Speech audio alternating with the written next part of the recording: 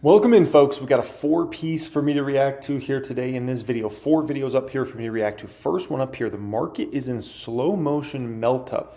Ed Yardeni has that to say. That should be an interesting 4-minute clip or a 5-minute clip to react to there. Looking forward to sharing my opinions and perspectives there. Then we're going to get into this one, Bernstein's Stacy Rascon on why NVIDIA still has room to run. A lot of people want to call the party over on NVIDIA, and a lot of people have been trying to call that party over, and that party just keeps on going. So that's going to be an interesting one to react to. U.S. economy could come in to virtually a standstill in the next 6 months. That's going to be interesting, and I'm going to show you in this video.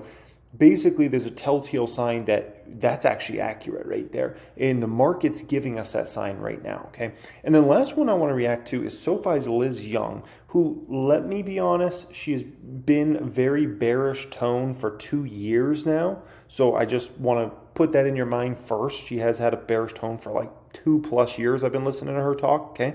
Liz Young says time to trim some gains in large cap tech, okay? Appreciate y'all joining me as always. Thanks so much for being here. All I ask in return, make sure you're subscribed here to the channel if you're not already. We're on the path to 50,000 subscribers on this channel. I appreciate each and every one of you. Today, for the pinned comment down there, you know what I'm going to put? I'm going to put a couple free workshops I have for you guys. I'll put a couple of free workshops I have for you guys as a pinned comment down there that can help you out, okay? Let's get into this. Key inflation data. We're joined by Ed Yardeni, who's president of Yardeni Research. Ed, it's good to see you. Thank you. Good morning. Ed, just overall, looking at 30,000 feet, seems like the labor market might be starting to ease a little bit, which would be probably friendly for the Fed's proposed action. Inflation also under control. How are you feeling? Sanguine about all these things? I am actually. I kind of view what's going on in the labor market as normalization. I think everybody's looking at the data and saying it's getting weaker. It's only getting weaker relative to some of the pandemic-related data points that we had a year or two ago. The fact of the matter is most of the indicators suggest that we're back to a fairly normal labor market where jobs increased by 150 to 200,000 per month. Wages continue to go up, beat consumer price inflation, and the consumer has the purchasing power to continue to spend, which is what drives the economy. Any eyebrows raised for you when you see the NASDAQ just almost off? Ed Yardeni, so what are we looking at here, Ed? In all due respect, what are we seeing actually out there in reality from these companies' earnings and guidance? If you're a B2C company, you're likely in a tough place right now. And we're seeing just about every single B2C stock out there, it seems like, is going through a lot of troubles. It seems like there's a lot of famous B2C companies that are going through a whole lot more trouble than those sorts of companies that are hitting 52-week highs and all-time highs. The only real area that we're seeing actually strong demand out there is really B2B. So, I gotta definitely disagree with him. I think Ed makes it sound like the consumer's doing great and these consumer companies are doing great, and they're just not. It looks like a stilt almost, and not necessarily seeing that across the board. Any trouble signs there? Well, we've both been doing this for a while, and I think we both lived through the 1990s experience. So there's a bit of deja vu all over again when we look at the market and compare it to what happened in the late 1990s. I think the way I would describe things is we're in a slow motion melt up. The market just for the past few weeks has just continued to march higher to new record highs, and it's done it on disappointing economic indicators because I think investors have concluded that let's not worry too much about the economy slowing or even a recession, because if that were to even become a significant risk, the Fed will move pretty quickly to lower interest rates. I don't think the Fed needs to lower interest rates, but the Fed looks like they're ready to lower them if necessary. In terms, I think we're going to get earnings starting at the end of this week, and then we'll be, immersed for the next couple of weeks. What do you have an S&P earnings estimate for the next 12 months or so, and what type of multiple would you need to get where we are in the S&P? Yeah, I think we're going to do $250 a share this year. That's up from $225 a share last year. I think next year we're going to do $270 a share, then $300 a share. By the end of the decade, I think we could be looking at $400 a share. Wow. Look, I think Becky just did a really excellent interview with the head there of Corning. And that just demonstrated that the AI story is legitimate. There's a lot of companies that are benefiting from AI. Not all of it's going to turn out to be as magic as being touted, but a lot of it will, in fact, be so. And I'm looking in during the second quarter for a lot of companies to give us some specific examples of how AI is starting to make a difference in their productivity and cost cutting. All that said, Ed, do you spend any time losing sleep over how much money we owe, the federal government owes at this point? Hold your horses for just a second. Hold your horses. Listen, the federal government's been in massive debt for a massively long time, a lot longer than I've been here on this planet, okay? So that is nothing new. Are the levels bigger than they've ever been? Yes, but the same could be said almost, I mean, look at pretty much just about every single decade for like the last 80, 100 years. It's just gone up and up and up almost every single decade. Actually, I think it's every single decade throughout time. So, you know, nothing new. During the day, at night, I tend to sleep pretty well. You did melatonin? Look, we've been doing, again, you and I have been doing it for a while, and anybody who's been doing it for a while can recall that the deficit issue has been a day of reckoning issue for a very long time, and the day of reckoning just keeps getting postponed. So I'm still in that camp that it's a problem. I tend to be an optimist, but I can't put lipstick on that pig. And I guess my thinking is that the day of reckoning will come, and when the day of reckoning does come, there will be a political solution. It's a man and woman made problem. It's not as though we can't at some point come up with a program that over a 10-year period reduces outlays or the growth rate of outlays relative to taxation, and the taxation has increased somewhat. But for now, Janet Yellen's figured out a very simple way to calm the bond vigilantes down, and that is anytime they worry about too much supply of bonds and notes, she just says, okay, so we'll do more of it in bills, and that calms the bond market down. In addition, the inflation numbers have been great, and I think they're coming down to 2% here pretty quickly. And that, too, I think will placate the bond market. Yeah, I think we need higher inflation to make the future debt payments less. That's a really interesting point. They just keep doing more in bills when they can't get the notes. Right. That's right. We've been doing that for a while. Yeah. That's right. So the first time I ever really became aware of the federal debt is 2008.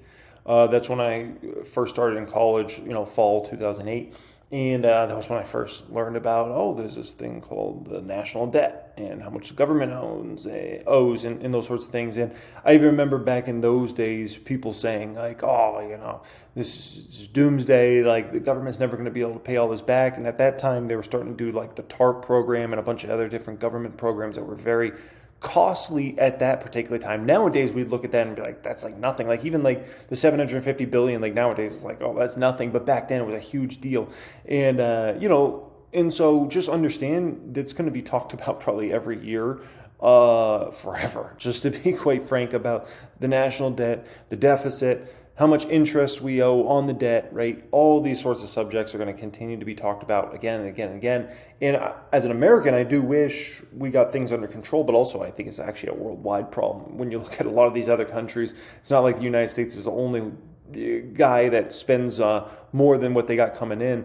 We're just one of basically all the guys that are basically doing that at the end of the day. So anyways, that's kind of my feeling in regards to that. Let's get into NVIDIA and why the stock has more room to run and the party's not over yet. How early? Explain, to people who say, how can that possibly... By the way, I spoke extensively about NVIDIA stock, Tesla stock, and Palantir stock on my main channel, and I posted that video probably a few hours ago.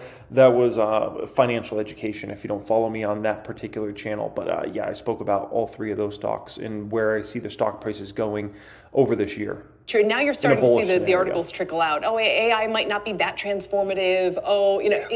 Talk about why this stock can still have more room to run.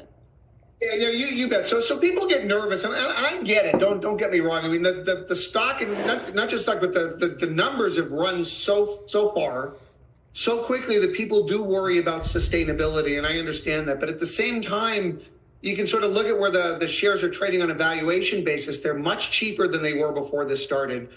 As much as the stock has gone up, like the demand for the parts and the impact of the financials has gone up even more.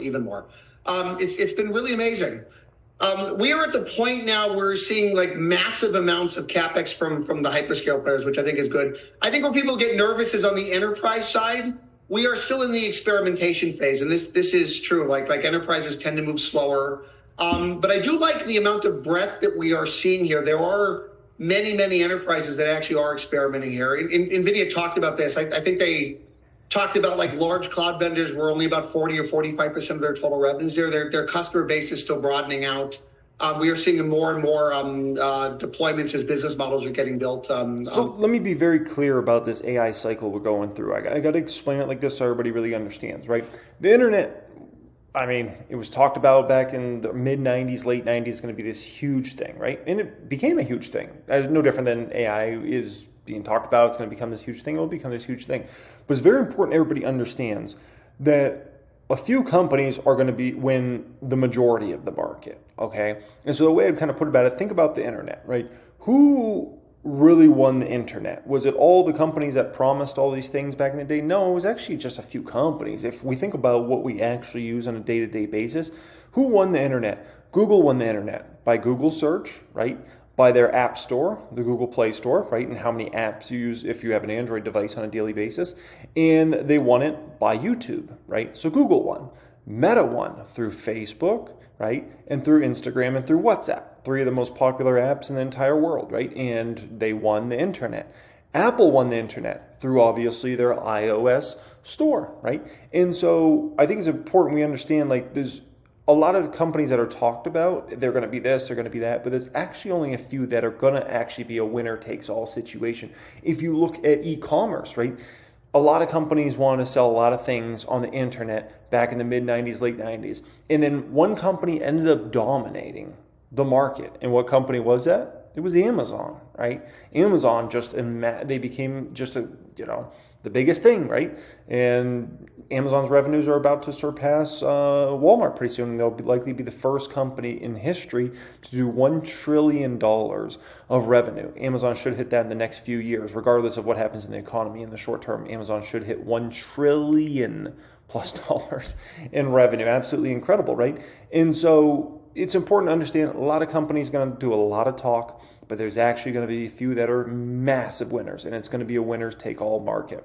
Price side. But it does take time. Like the hyperscalers can build up very quickly. The enterprises, take a little longer. And I kind of get that nervousness. But at the same time, everything we're seeing right now, at least in terms of near and medium term demand, still seems really, really strong. It doesn't look like we're seeing any signs of slowdowns yet. The market cap is $3.15 trillion. And when we did our segment a little while ago on the race to $4 trillion, I think it was Gil Loria made the point, you can't have both Microsoft and NVIDIA reach $4 trillion at the same time, because his line was basically, Microsoft can't afford for NVIDIA to be that necessary. And if NVIDIA is going to be that large, then Microsoft's margins will be destroyed and its profitability will be called into question. I don't know about destroyed. You have to remember a lot of the CapEx that's going on right now is not necessarily all incremental. Like you can go look at sort of spending on traditional data centers, CPUs and traditional servers, networking. They're all in the toilet right now. Right? I mean, so there's been a pivoting. I was just responding to somebody on X. That's what I'll put as pinned comment today. I won't put workshops. I got workshops in the description area. I'll put my Instagram and my X, otherwise known as Twitter, as pinned comment down there. If you use X and you don't follow me on there, you should probably follow me. I'll put that as pinned comment with my Instagram. And for more traditional things to GPUs. Some of this GPU capacity as well is fungible. Like these cloud vendors can use it for their existing needs as well. Not all of it is generative AI. Some of it is things like recommendation engines from players like Meta, like other like more traditional, more legacy types of machine learning where there's already a clear return on that. All right. And you can sort of run through the math. Like if the returns take a little longer, I mean, it doesn't impact their margins all that much. It's a colleague of mine who covers Microsoft. He did some of this work. It's a few hundred basis points, I think, on margins given the incremental depreciation load. It's not crazy the amount of money that they're spending at this point. It's not like they go down the toilet if this doesn't come down. To me, there's only like 4 companies that I view as like for sure AI hits. There are only like 4. You want to know what 4 stocks they are? 1, Nvidia, obviously, right? That's the most obvious of the obvious. The second is Amazon through AWS. I think they're going to be a huge beneficiary of what happens in AI over the next 5, 10, 15 years. The third company is Tesla, and how AI is going to obviously help self-driving vehicles, right? And the robotaxi fleet. And the fourth is Palantir. Those are the only really, when I think about like the for sure AI hit companies, those are the only 4 that come to mind. Everything else after that, I'm like, yeah, I can see, potential there. Mr. Softy looks pretty well positioned. Apple could obviously play in this market through their app store, even if they're not necessarily a direct AI play, they could still make money off of it. Google, could incorporate it. They've already started incorporating into Google search, right? And so there's a lot of other companies that I'm like, yeah, that's a possibility. But even like OpenAI, for instance, right? It's all the talk right now. Does OpenAI get beat out by something over the next 5, 10 years? It's a possibility. Don't assume that OpenAI, because they're the first famous name in the space, that they're going to be the winner chicken dinner, right? I remember using Ask Jeeves instead of Google. Like Google was nowhere on my radar as a kid. We used Ask Jeeves. We also used Yahoo Search. That's what we used. We didn't use Google. I didn't start using Google really until college, like 2008, 2009. That's when I started using Google and started realizing, oh man, this is way better than anything else. And so just keep in mind, that could happen on OpenAI. It might not. Maybe OpenAI is going to be a next $1 trillion company, but it is something to kind of keep in mind, that just because you're the first famous name there doesn't mean you're going to be the winner chicken dinner long term. And so, yeah, those are only 4 that I'm like, for sure, direct AI plays, for sure, huge success. After that, even AMD, they got a decent shot of being a winner chicken dinner when it comes to AI, but it's not as obvious. I can tell you that much, not like an NVIDIA. So you really go a tier down and you're like, okay. And then there's a third tier after that, whereas not a lot of other companies talking about AI this, AI that, we're this, we're that, right?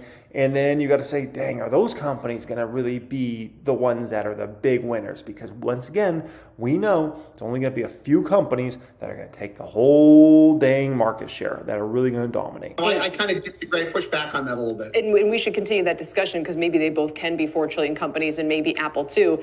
A lot of people, whenever there's a boom in something or just a well-performing stock, love to say, well, if you missed the big one, go with the next in line. And I'm not sure that ever really works out, to be honest. But that's the line on AMD. And I notice that you're also market performing. You're talking about beware of some core business weakness. Why are they not the obvious one to bet on if you don't have the stomach for NVIDIA? Well, I mean, they are and they aren't, right? So I understand the need for a second source, and they are the clear second source, at least on GPUs.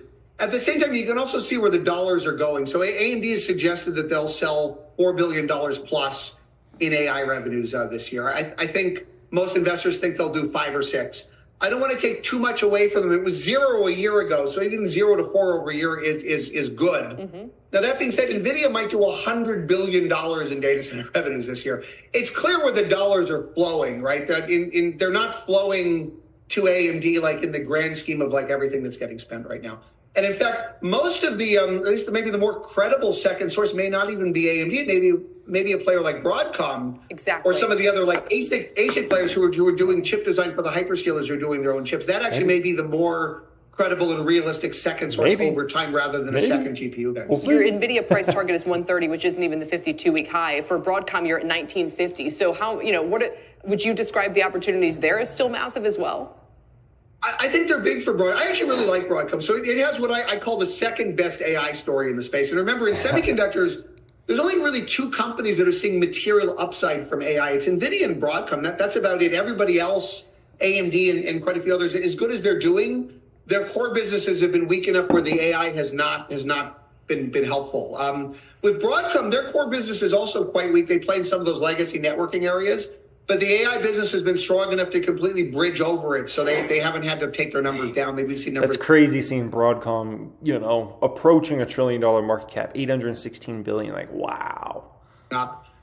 Their current AI guidance for the year is actually very, very conservative. Like, I remember Broadcom they were like a baby company back in the day. Like, I remember because I used to own a lot of different semiconductor stocks in relation to iPhone back in the day. Cirrus Logic, otherwise known as Cruisy Doozy, Skyworks Solutions, Qualcomm. And so I always studied a lot of the space. What is Vago? That's right, because they used to be called Vago back in the day.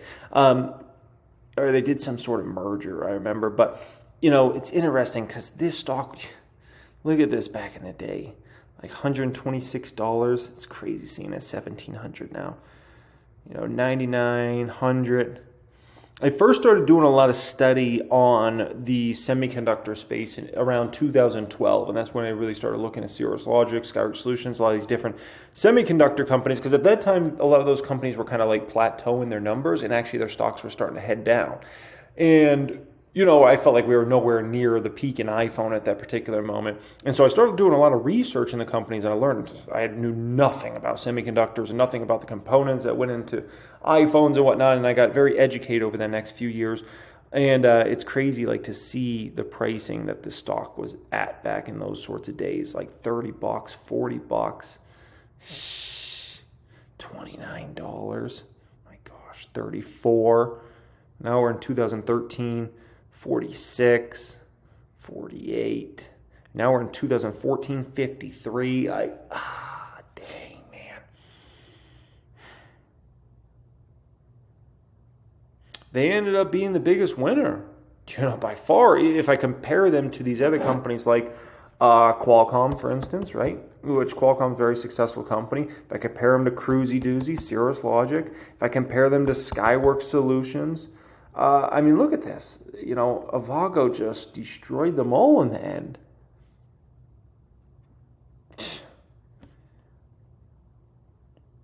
That's the beauty of being a stock picker, right? It's like you got good gains on Cruise, you got good gains on Qualcomm, you got good gains on Skyworks, but you changed your life with Avago. That's the difference, right?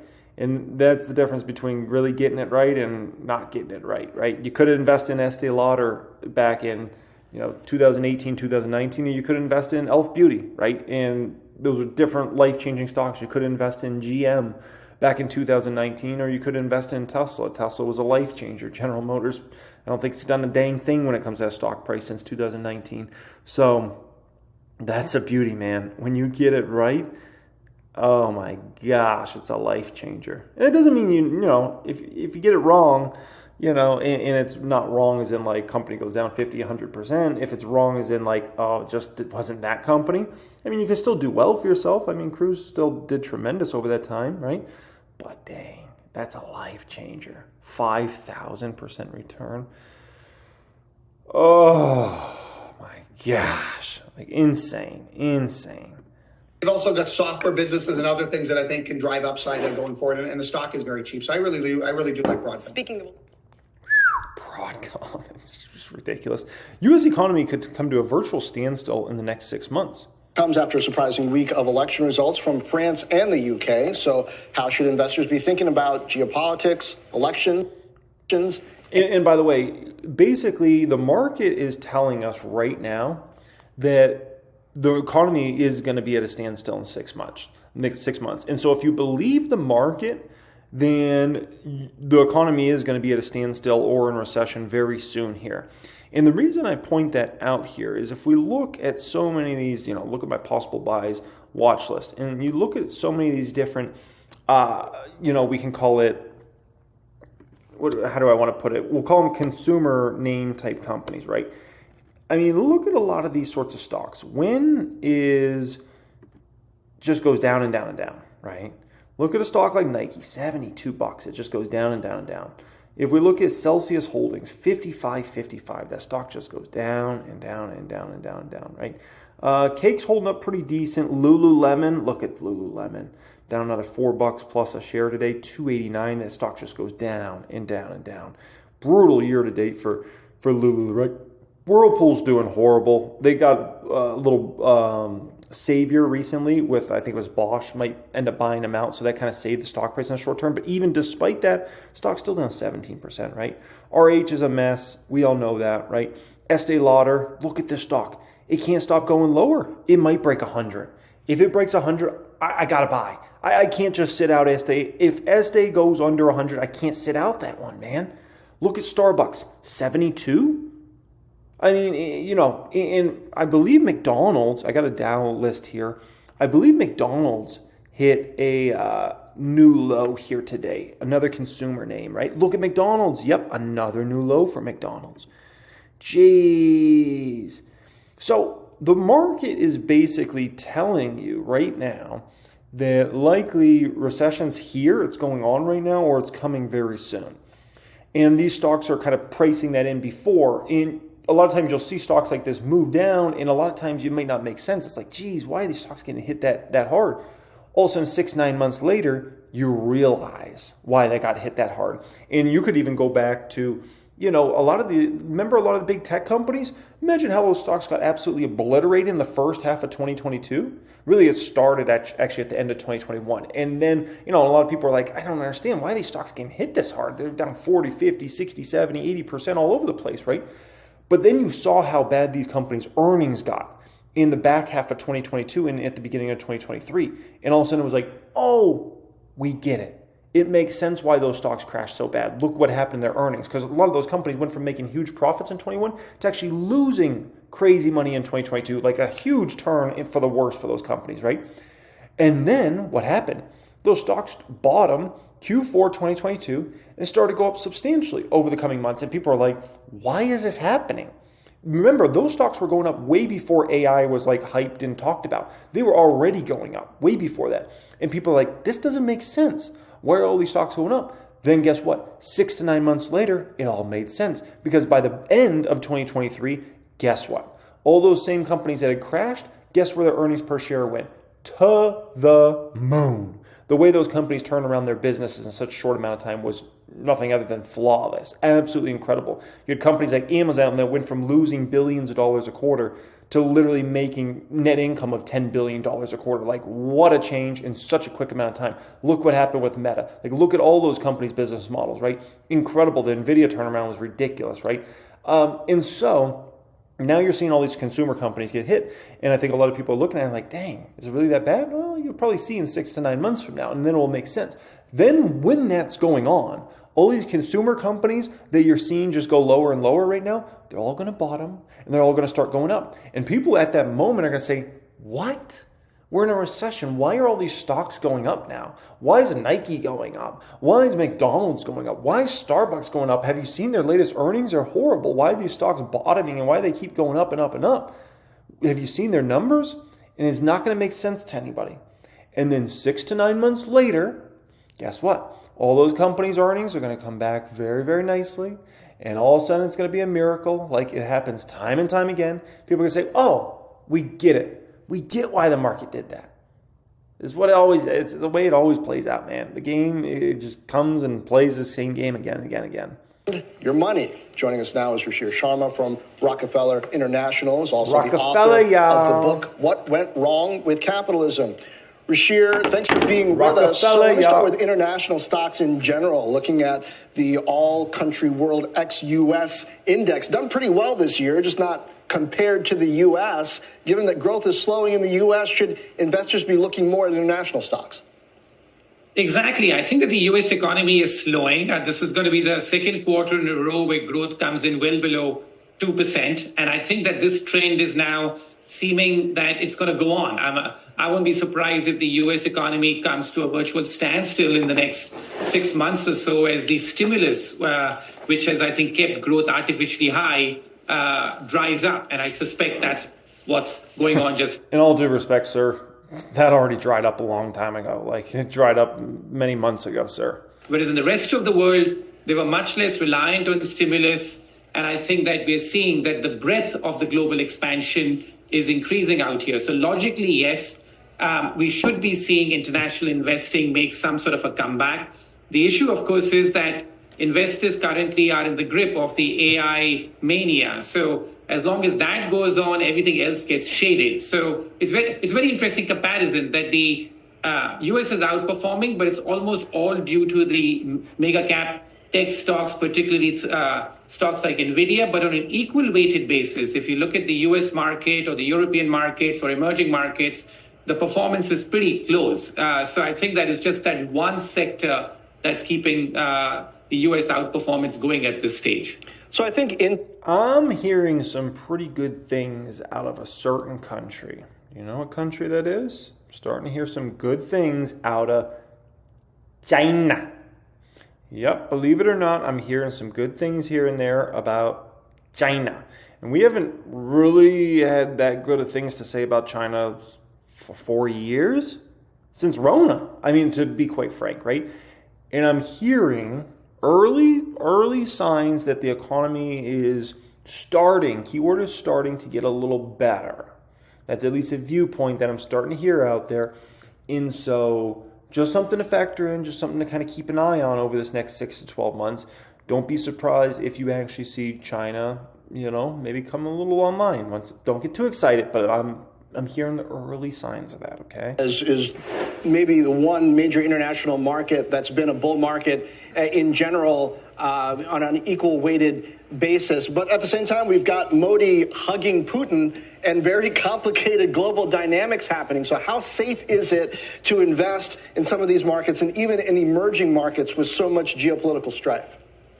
Yeah, I think that India is a completely unique case on its own. As you know, it's the most expensive market in the world today. It's the one country, I would say, which is having a true bull market, even compared to the US, as you point out, that the breadth of the Indian bull market is what you typically see in bull markets, that everything is rising there, with mid to small caps doing better than even the large caps.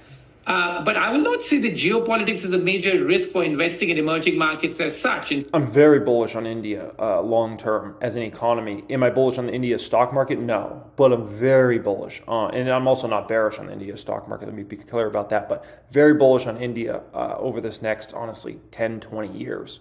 If anything, I think we will look back in history at the time when the US imposed sanctions on Russia in an unprecedented way by weaponizing the dollar, that really is set in motion where countries are trying to find their own alliances, trying to reduce their dependence on the US dollar. And that's something which is continuing and why the price of gold is doing so well. The way I'd kind of look at it is China over this next 10 to 20 years, I think is going to try to get to kind of where the United States is. And well, they're never going to get to the United States level.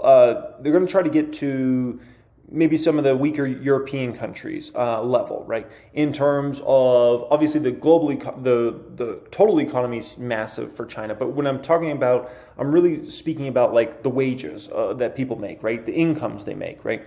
And so they're not going to catch up to the United States probably ever, or certainly anytime soon. But over this next 10, 20 years, I could see them getting to a place where maybe average income approaches $30,000, $40,000, maybe $50,000, something like that, right? Which is, certainly not where they're at right now. But I could see them getting to a place like that. Now, with that being said, obviously, because wages are going to continue to get bid up in a massive way over the next 10, 20 years, that puts China as a disadvantage when it comes to cheap labor, right? Which is where India steps in. And so that's why I really view India over the next 10, 20 years kind of getting to the level where China's at today. I wouldn't view those as equals today. I'd view India as much weaker than China. But over the next 10, 20 years, I think India can get to where China is today. And meanwhile, China, the middle class is going to continue to get bigger there, and you'll see incomes actually jump quite substantially as that economy gets more reliant on itself rather than just being the producer of the world, right? In terms of we make cheap stuff. So it's going to be a very interesting dynamic to kind of see how those two economies mature over the coming years. India is just, in my opinion, a very much more early China with arguably ability to get along better with folks than maybe China. Banks around the world buying gold in record numbers. So I think that emerging markets at this stage outside of India, which is obviously very expensive, are extremely cheap. But this is a central issue which we are dealing with in the US, and I think we're dealing with global investing, that we can go on talking about markets being cheap. The central issue is mean reversion dead or is it just dormant? I hope it's just dormant, because if mean reversion is truly dead, this is going to be a pretty boring market where just the same few stocks keep piling on and keep doing well in a way that's never happened before. And I think as some sort of mean reversion returns, some of these emerging markets are going to do well. And we're seeing some signs of that already come back, particularly as the dollar has stopped appreciating after the great run that it's had. Okay. So I'm very bullish on tourism over this next 10, 20 years. I'm very bullish on travel the next 10, 20 years.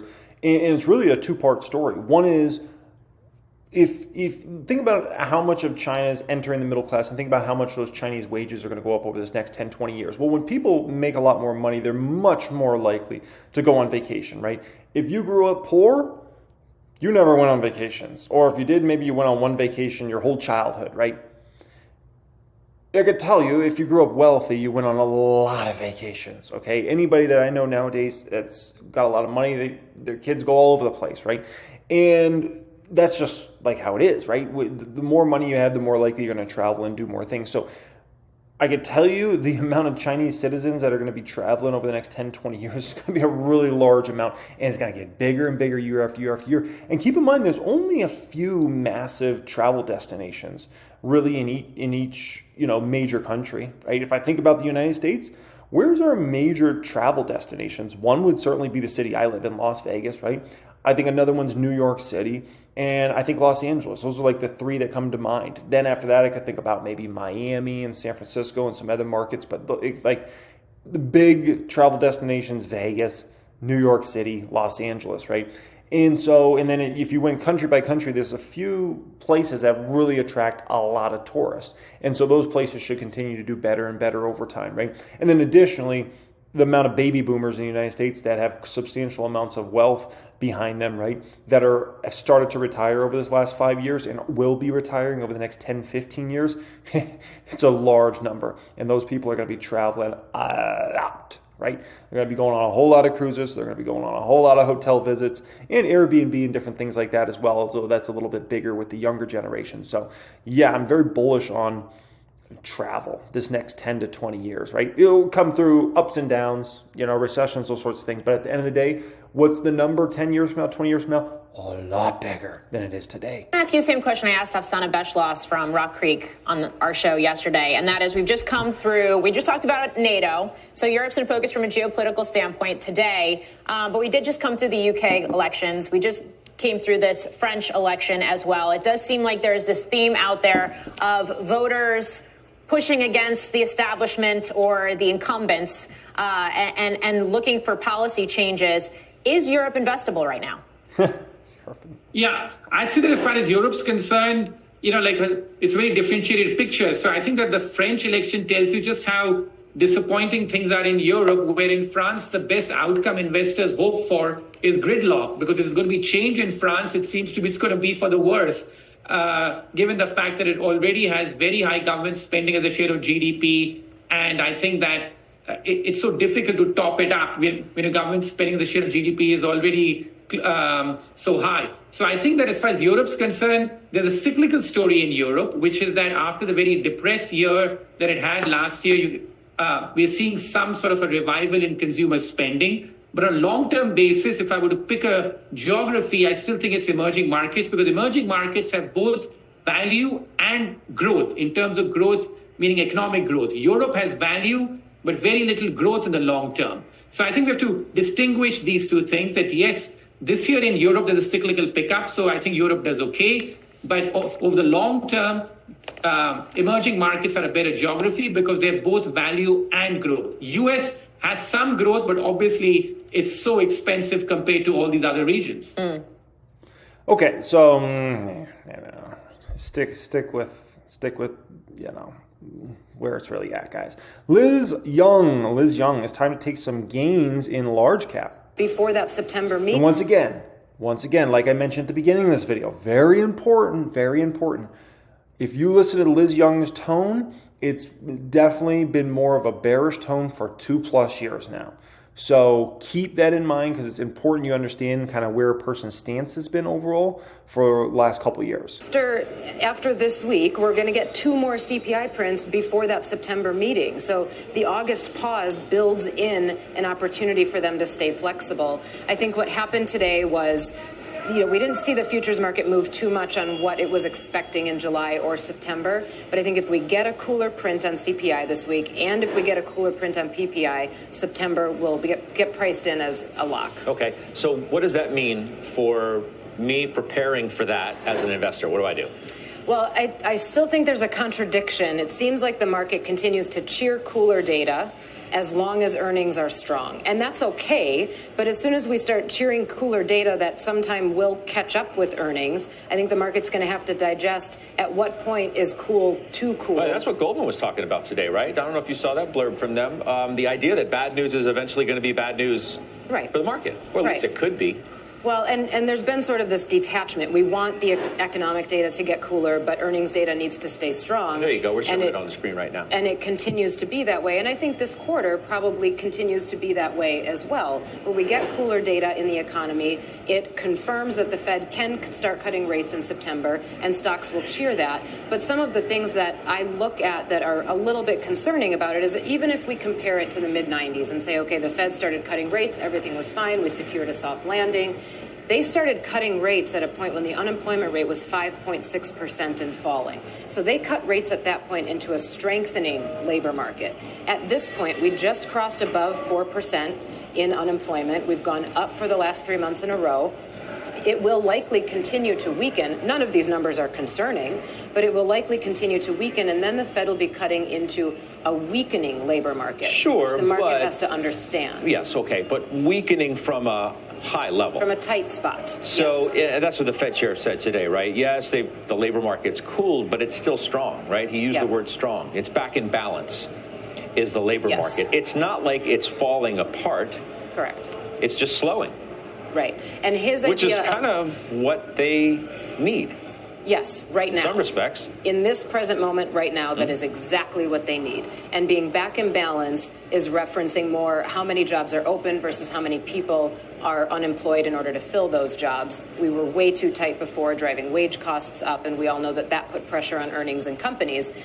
The issue is that if you look over history, the longest history you can find of an unemployment rate, as it starts to rise, it hits escape velocity quickly, and it's difficult to stop that rise. The rises usually happen very fast. So right now, we're still in a good sweet spot. Between 4 and 4.5%, I would call the sweet spot of the unemployment rate. I agree with that. Because 4.5% is still what's considered frictional unemployment, what we can expect even in a healthy economy. So that's okay. What we need to not happen is that the speed picks up. If the speed picks up and we can't get a hold of it while the Fed is cutting rates, then it'll look like they're reacting to something that's getting weaker. Okay, so maybe the most...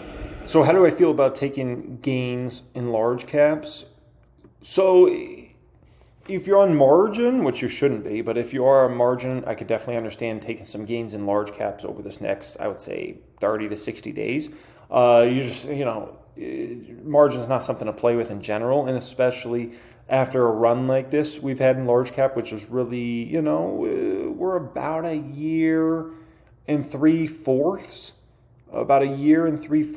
of a run now at this point in time, right? Once we reach October, if the run still goes into October, right, that's going to be 2 year straight run, really in large cap and large cap tech specifically, right? So yeah, but on the flip side, if you're a long-term investor, you just ride the waves, man. Ride the waves. It's impossible to kind of time out the market and say, I'm going to get out, and I'll get back in, and I'll get out. No, we don't play that game. We don't play that game. That makes for worse returns over time.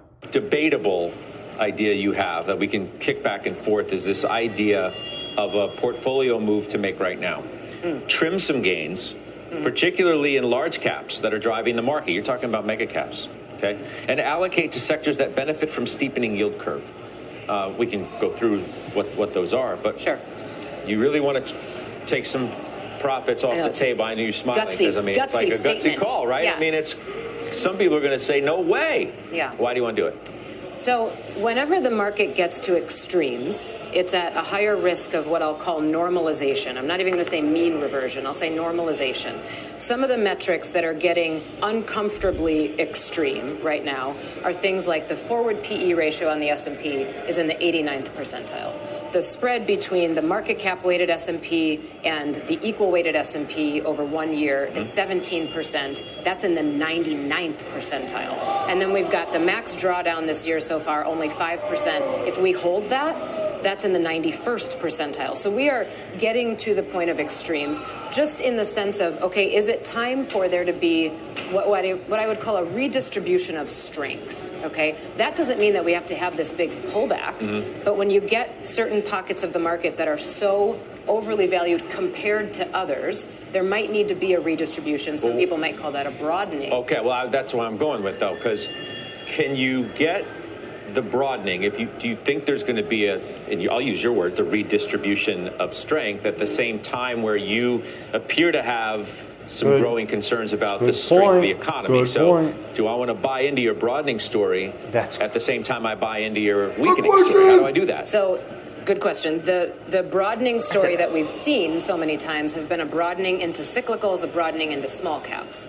What I would consider a broadening now is a broadening into those sectors that would do well, that tend to do well in a steepening yield curve environment, which is what I expect to happen in the second half if and when the Fed starts cutting rates. We'll see the 2-year come down. Some of it is financials. As the yield curve steepens, yes, financials should benefit from that.